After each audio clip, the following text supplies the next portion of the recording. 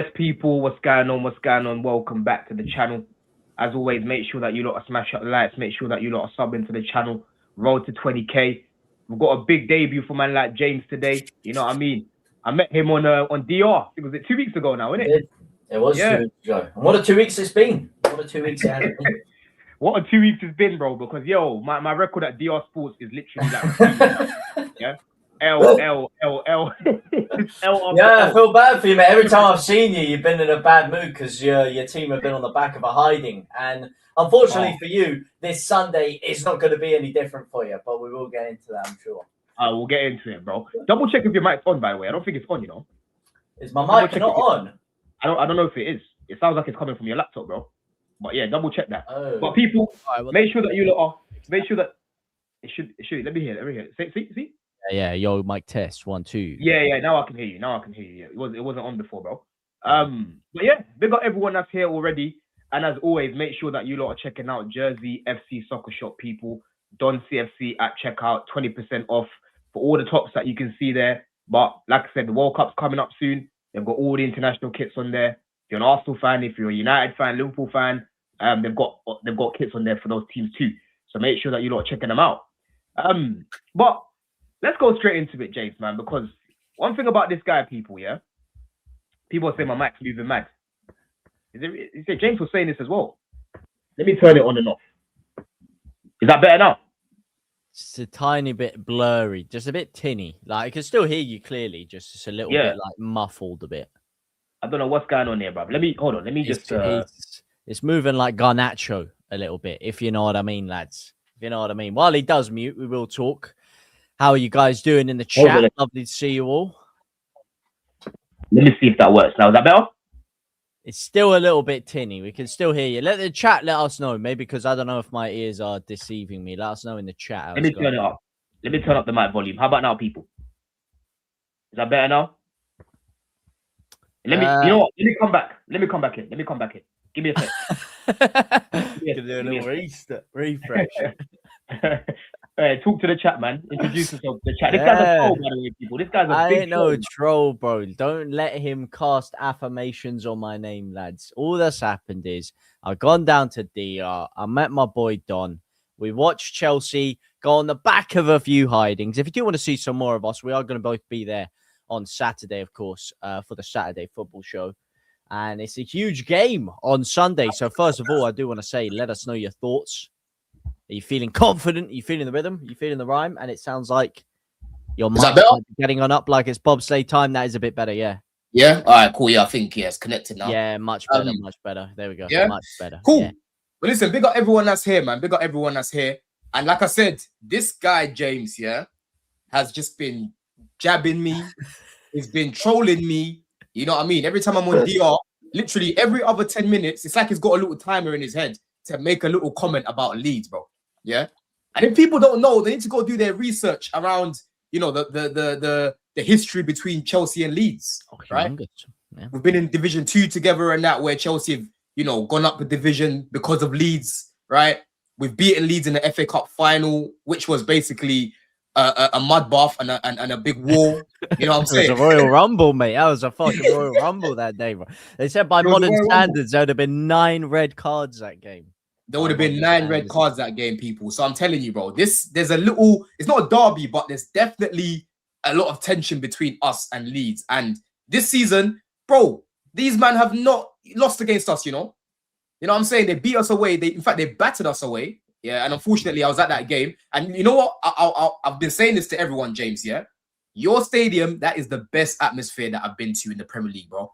Yeah. Finally. Thank you. Some respect on the name. It is, mate. And that's the thing. That's why they are talking about increasing the size of it and renovating it up a bit. But I just like those old school grounds and the vibe you get there. It's like the stadium's rocking. I have to say, your stadium ain't bad either. The last game I've actually been to was Leeds Chelsea in the Cup 2 years ago when Gavin scored that last minute winner. And we had like the whole 9,000 away allocation. I quite like Stamford Bridge as well. It's like Ellen Road in a bit. That really close to the pitch and the action and stuff. Yeah, no, it's tighter. Yeah, for sure. I think the atmosphere usually is dead, but Champions League nights and like big games, it tends to get we were making all the noise just because there was 9,000 Leeds fans. Let's not get it twisted, my friend. Let's not get it twisted. And you see where I was sitting, James? Yeah, I was sitting next to the end that sing a lot. I don't know what they called, those guys. South stand. Yeah, if mate. you're in the way end, you're next to the South stand. Yeah, that's the best stand. It was loud, bro. And I saw the players, they were nervous, they kept losing the ball. You man scored within like 5 minutes. It was a header, another header that we conceded this season, bro. You know what I mean? It was shit, but just away from Chelsea and just away from me being a fan of the club, objectively, that's the best atmosphere that I've seen, bro. And I've been to Anfield, I've been to Palace, I've been to Palace as well. This is the best one, definitely, bro. So you man at Wembley, it's gonna be rocking, man. I tried to get you a ticket, unfortunately, I haven't been able to.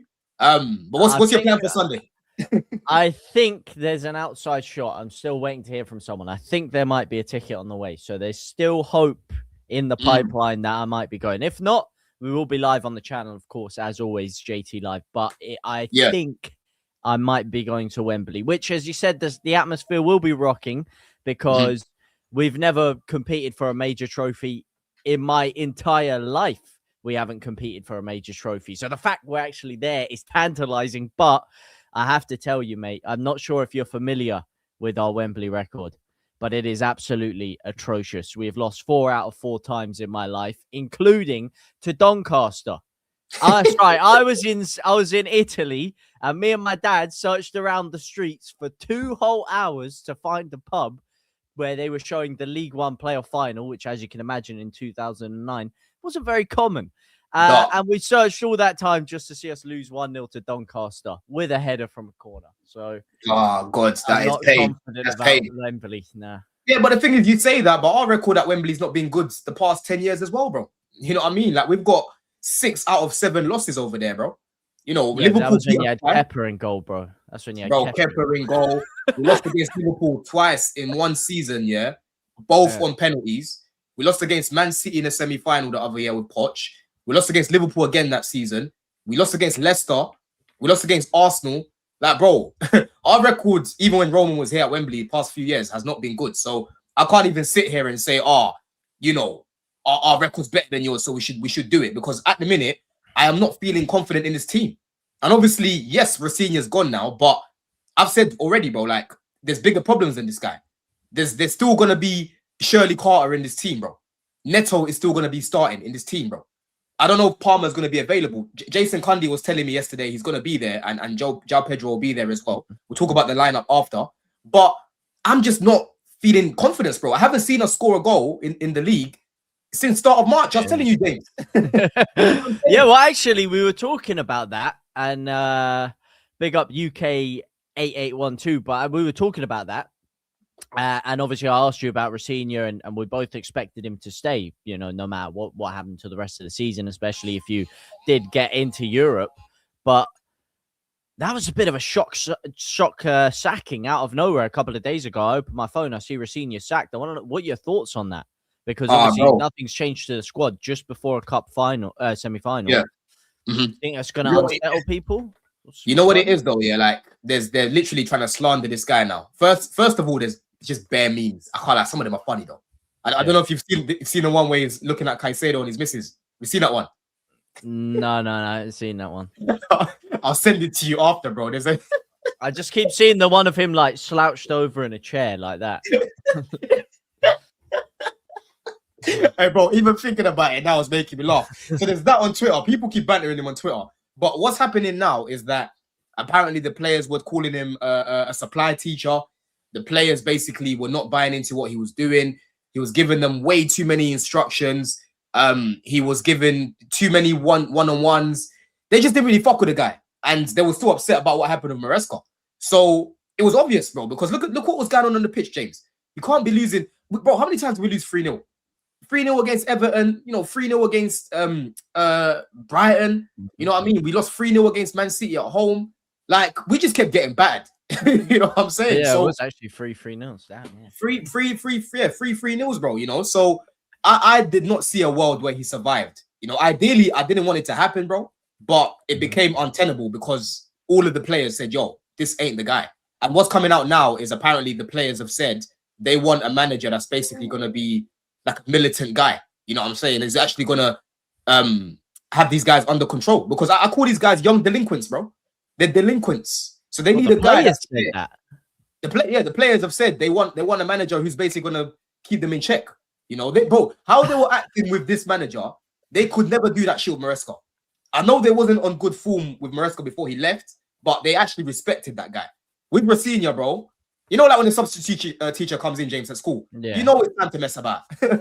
You know, but do you respect yourself? I would be very, very alarmed if that was my team, because you're basically coming out as players and saying, listen, mate, we have no control over ourselves. We have no self-respect for either ourselves, the club, or the fans, that we need a manager. We need another human being to come and keep us in line. Like, I hear it to a certain aspect if that was coming from another voice, like someone in the board. But if you're getting players coming out and saying that, then I think that says a lot about the squad, to be honest with you. No, 100%, bro. But end of the day, like where we are as a club right now, like I've told you already, bro, it's a problem from the top. So it's got to the point now where the players have to guide these idiots because they don't know what they're doing. It's like, yo, boss, we need a manager that's going to manage us, bro. Because you lot keep fucking about with the managers that you keep giving us, bro. You know what I'm saying? Like, it's actually pathetic. You know what I'm saying? So, yeah, man, it's dark right now. But how are you feeling, though, going into this game, considering everything that's been going on with us? Ooh. Well, first of all, there is obviously that voice in the back of my head. I'm feeling like Randy Orton right now since I've seen the sacking. That's throwing me off. There's a couple of things. Obviously, the Wembley factor. The fact that we've never lost. I mean, we've never won at Wembley in my entire life. And I'm talking 4 playoff finals in there that I've been privy enough to watch that we've lost. Every single time I get up for a big occasion at Wembley, it doesn't go well for us. And to be fair, London in general, every time I get up for a big game at London, we seem to lose. So that's in the back of my head. And then the fact that you sacked Rosenior when you were on this bad of a run of form, I just hope that it's not like some new manager bounce. John Terry somehow comes in, all of the fans and the players are firing. So and it won't be JT. It won't be JT. They've already said no. It's Callum McFarlane. Dan Potts.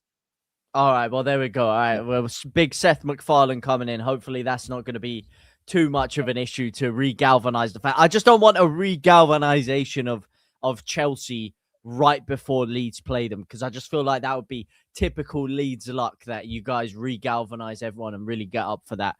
So that's my fear going into it. But from a Leeds perspective, I mean, I couldn't be happier, mate. The run of form this month is sensational. And I mean, if you said to me, we'd go to Old Trafford, a place where we've only won once in my life as well. I mean, it's when we were in League One.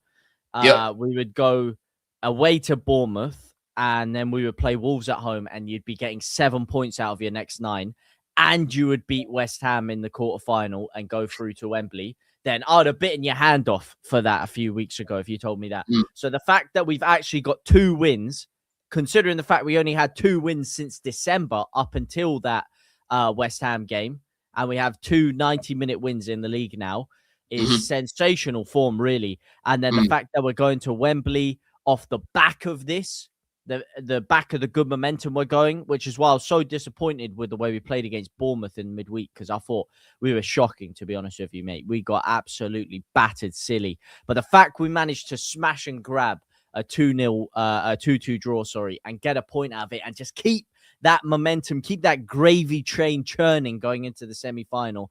I hope that that's going to spur them on, because winning and staying unbeaten, it breeds a good mentality. And then, obviously, as you said, man, there's going to be so many Leeds fans going down for the trip and just really enthralled, because I have never seen us win anything in my entire life. And I hear Arsenal fans and Chelsea fans and Spurs fans every single year, especially because I live in London, crying and moaning like, oh, we're such a banter club. We're finishing 7th. I don't want to watch this club anymore. I don't want to do it. We're 8th place. Oh, this is terrible. I'm like, mate, tell me about it when you see a team get relegated into League One, get a 15-point deduction. And it was your boys that did it, by the way. It was your old owner. Ken Bates sold you to Abramovich. Yeah, because if you want to talk about the history when Leeds used to be, above Chelsea, then you got Abramovich and all the oil money.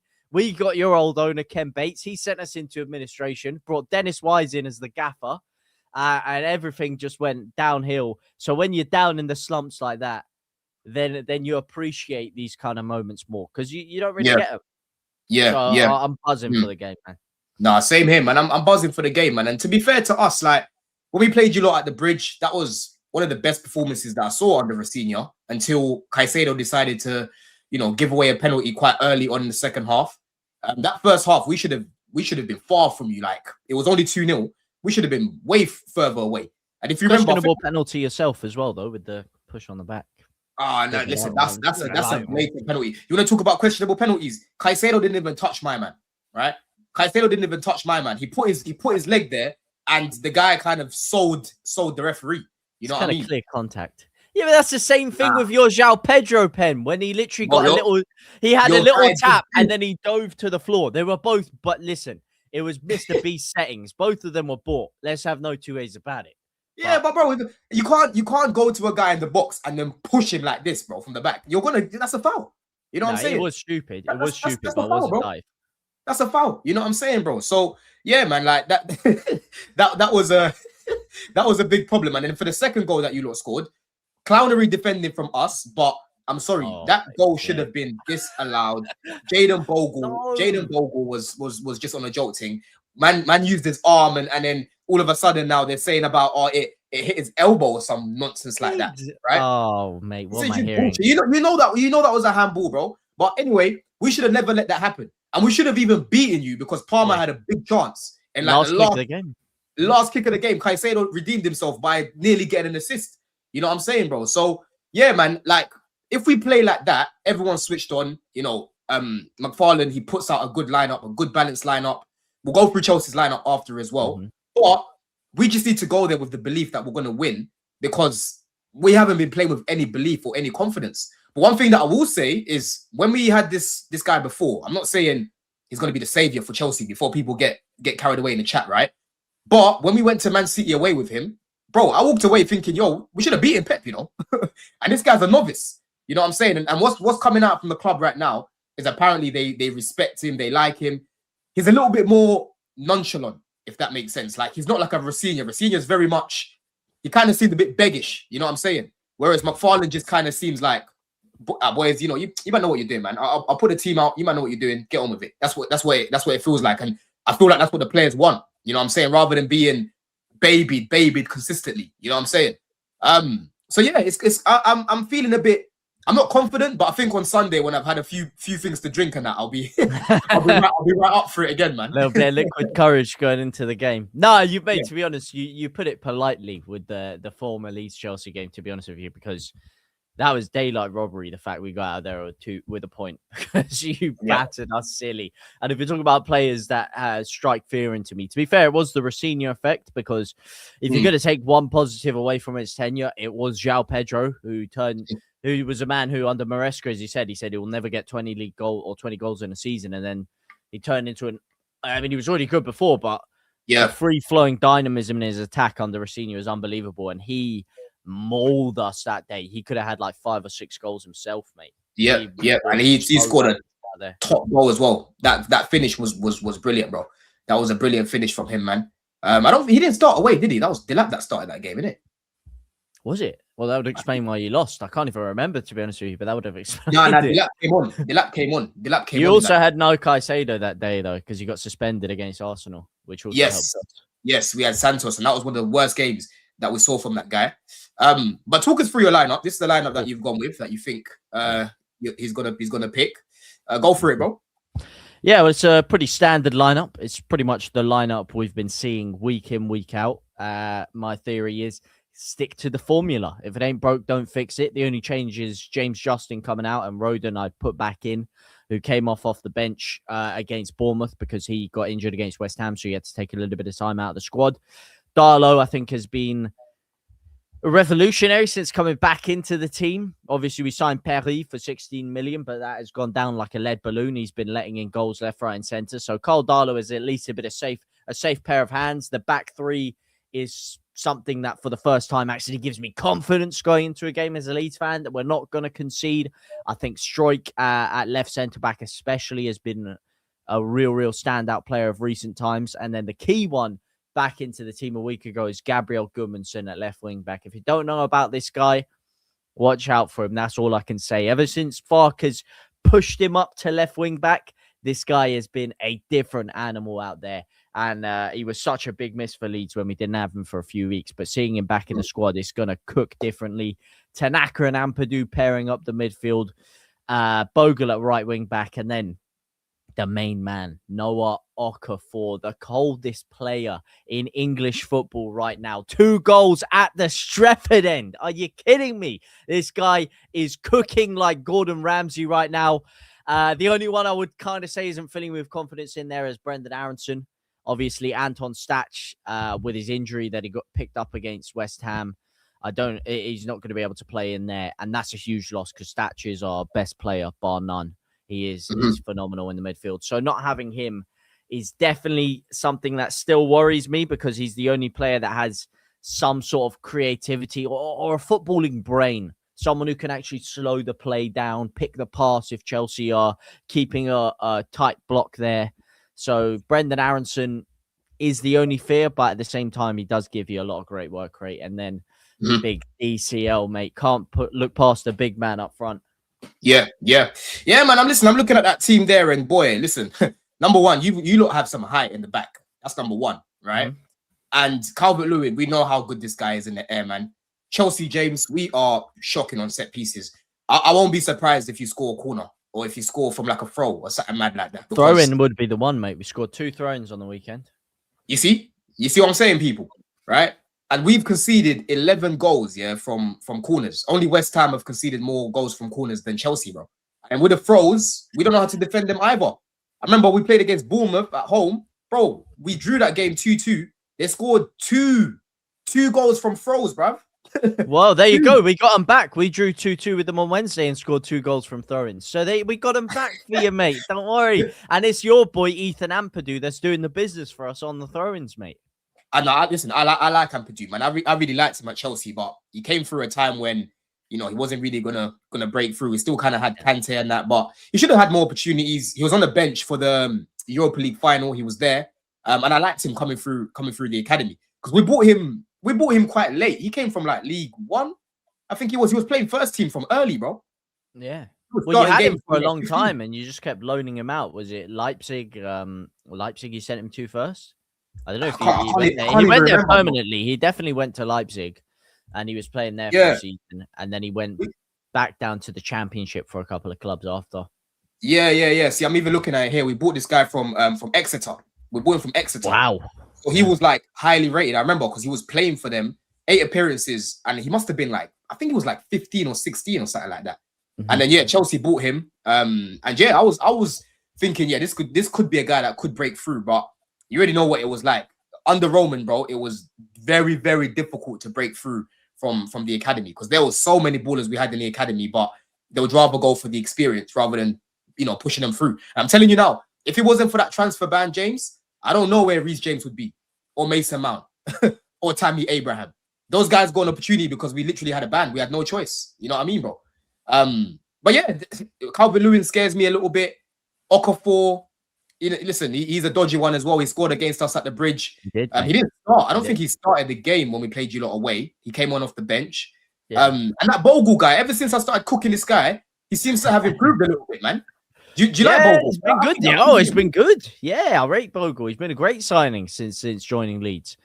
Really, really good at right back. I think there's been maybe a couple of question marks defensively at times. He started off the season really, really well. And then he started off the championship season, last year, really, really well. Yeah. And then this year, it took him a little bit of time to kind of adapt again. Defensively, a few question marks. But in terms of his offensive play and actually getting crosses into the box, he's one of the few that actually has the ability to deliver a decent cross when he gets in the right position. I think he's been a great signing for Leeds. One of the best right backs we've had in the past 5-6 years. So he's improved. He's improved, to be fair, man. He looks a lot better than what I was seeing at Sheffield, bro. And then Kings of London says Reece was always going to make it, bro. Not necessarily, man. I saw Jeremy Boga, one of the best players I've seen, technically at this club, and he didn't make it here because it just didn't happen for him, bro. He started a game. I remember Gary Cahill got sent off, and then after that, he just never really got trusted again. you know, and he was a baller. So I'm telling you, football, people need to realize football is about luck at times as well. It's about luck. It's about managers' opinions. So many things can happen in people's career, bro. That's why if you make it at Chelsea, bro, you're like 0.5%. You know what I mean? You know what I'm saying, James? Especially back then when you used to have just so many young players. Like, you used to have like 50 to 100 and just load them out. Like, so to actually get a spot through there was impossible. Salah and De Bruyne couldn't even get it in time. Bro, but De Bruyne, I've still got a tweet saying, yo, we better not loan this guy again. Right? I could see how like raw he was, but I liked what I was watching. Salah is the one that I wasn't sold on. You know what I'm saying? Yeah. Salah's the one that I was like, nah, this guy's got to get out of here, bro. Jeremy Bogle should have been getting minutes over that guy. And then he elevated his himself, and we already know what he is now. But let's go through Chelsea's lineup. This is what I think McFarlane will pick here. I just quickly went through it there. So I've gone with Sanchez in goal, James, with Gusto and Fofana and Hato at centre back, Cucurella at left back. I'm hoping it's going to be Caicedo and Lavia in that pivot, with Enzo kind of playing in the 10. I say 10, but he's going to probably float on the left-hand side, and then Palmer will be like this, in this little pocket here on the right. And then João Pedro up top with Neto on the left. We're dying at the minute, bro. We're dying at the minute because we've got no Esteval. Gittins isn't available. You know, we got rid of Tyreek George in January.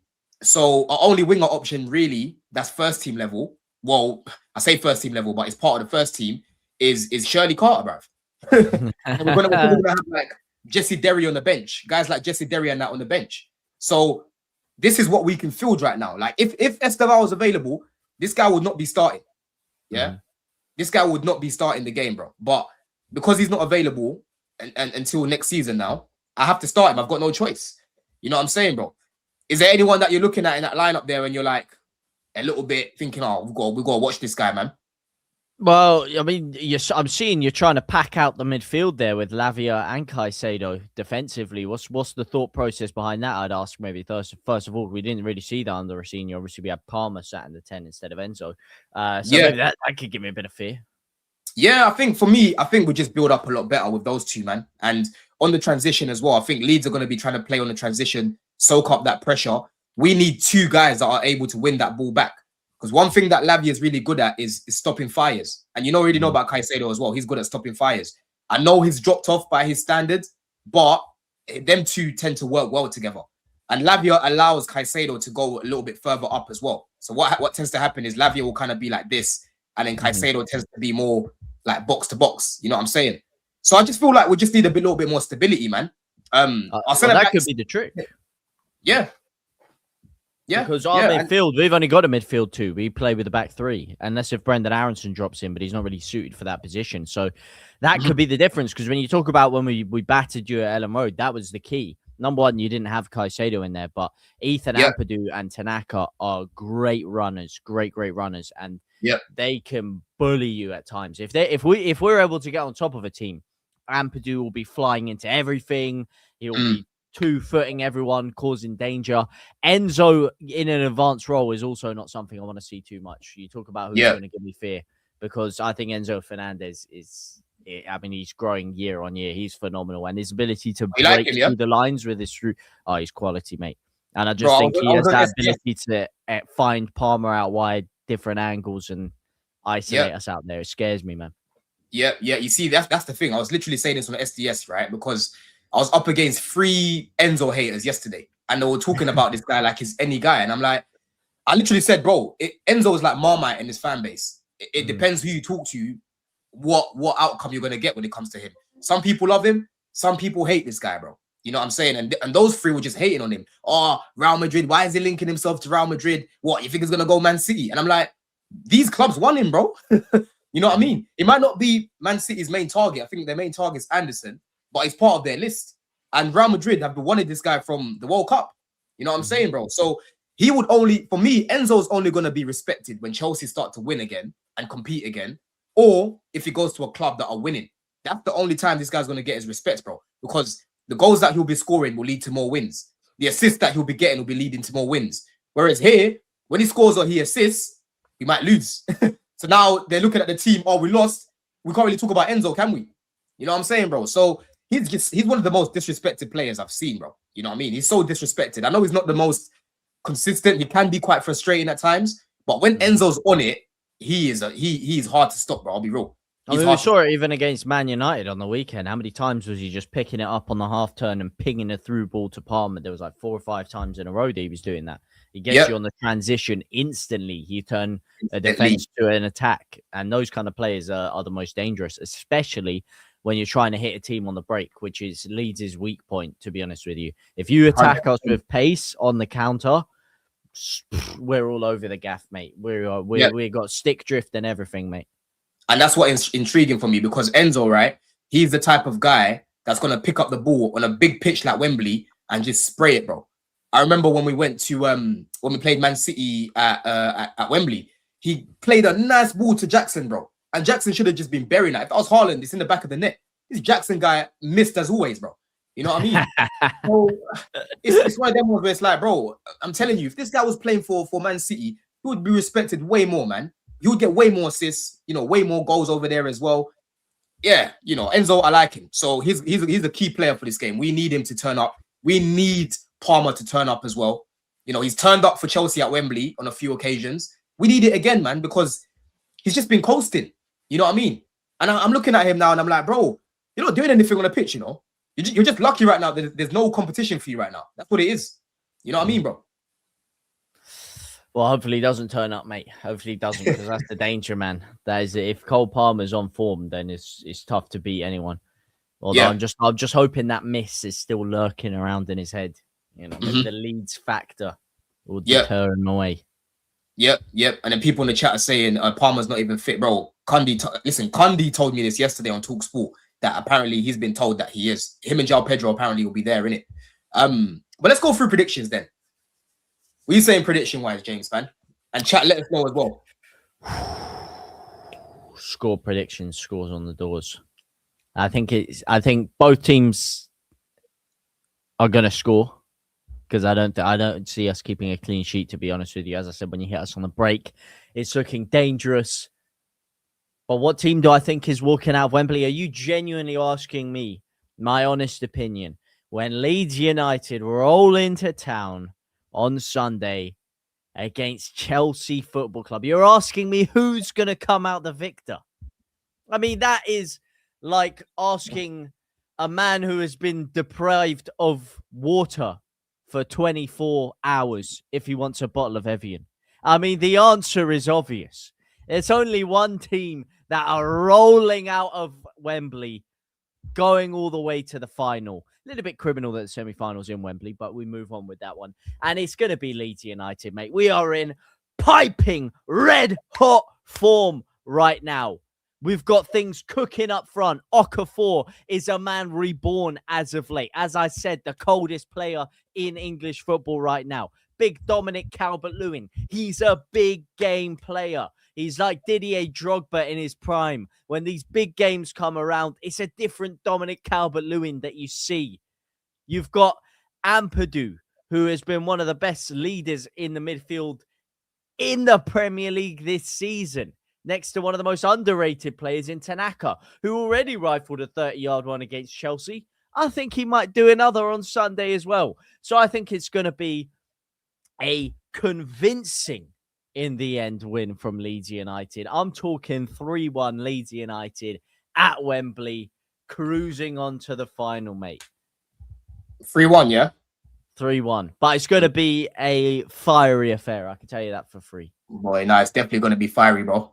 For me, I'm going 2-1 Chels. I'm not going to do too much like James, because boy, I ain't got the energy right now. These man don't what's the word? They don't deserve me to be overgassing them right now.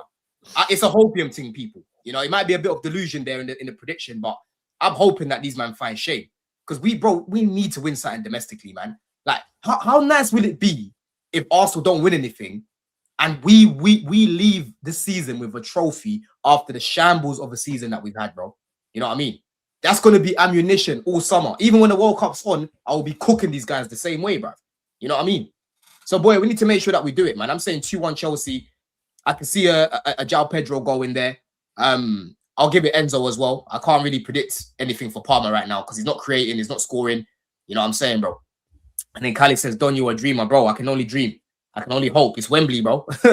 You know what I mean? So I'm going to say 2-1. And like I said, Rafinha's gone now. So let's see if these men actually lift their performances, man.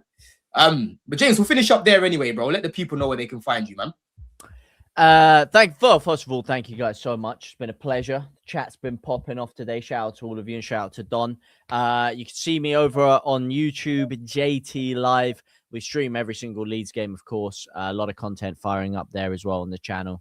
And then the other socials will all be JT and then live, all in the same word. If you want to check me out there. Otherwise, you can also see me on DR Sports. Me and Don are actually both going to be there on Saturday. So I'm sure we'll have a lot to talk about. So come join us there as well. Yeah, make sure people, man. Make sure that you lot are there, man. But listen, what I'm going to do, I'm going to redirect. Let's see who's live right now. Who should redirect you right now? Troops is live. Okay. We'll put a little Don raid in there, people. So make sure that you lot go check that out. I think Lewis is there. You've got Troops, Monts, a few of the man them there. So go check them out, man. But yeah, big up everyone. And Sunday, listen, if you're there on Sunday, make sure that you're getting burst because we're gonna fucking need it, blood. In a bit. Love.